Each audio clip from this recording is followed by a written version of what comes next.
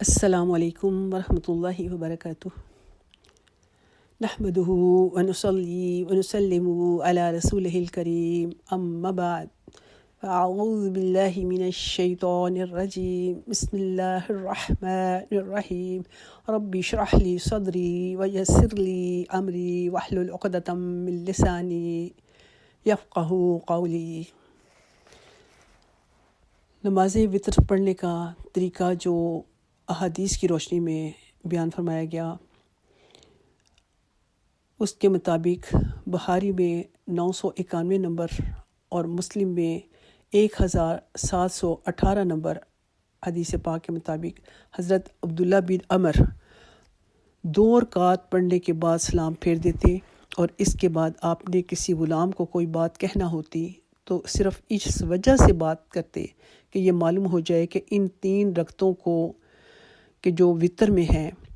2 رکعتوں کے بعد اگر بولنا چاہیں تو بول سکتے ہیں، پھر 1 رکعت پڑھتے اور دونوں طرف سلام پھیر دیتے۔ ابن شیبہ میں اور مستدرک الحاکم میں حضرت عمر فاروق رضی اللہ تعالی عنہ سے مروی ہے کہ وہ 2 رکعت نماز کے بعد تشہد نہیں بیٹھتے تھے اور تینوں رکعتیں پڑھ کر تیسری رکعت کو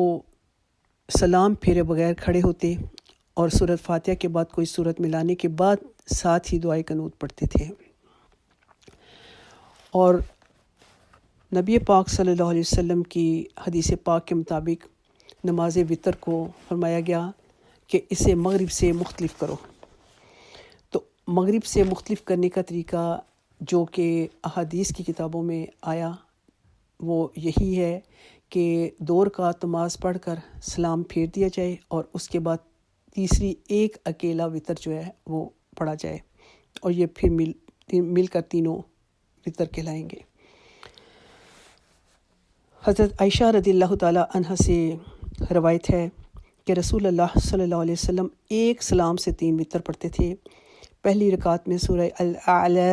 اور دوسری میں سورہ کافرون اور تیسری رکعت میں سورہ اخلاص پڑھتے تھے، اور آپ سے دعائے قنوت کے بعد درود پاک پڑھنا بھی ثابت ہے۔ اللہ تعالیٰ ہمیں وہ عمل کرنے کی توفیق عطا فرمائے کہ جس کو نبی پاک صلی اللہ علیہ وسلم نے ارشاد فرمایا، خود آپ نے وہ عمل فرمایا یا صحابہ کرام نے وہ عمل کیے۔ السلام علیکم ورحمۃ اللہ وبرکاتہ۔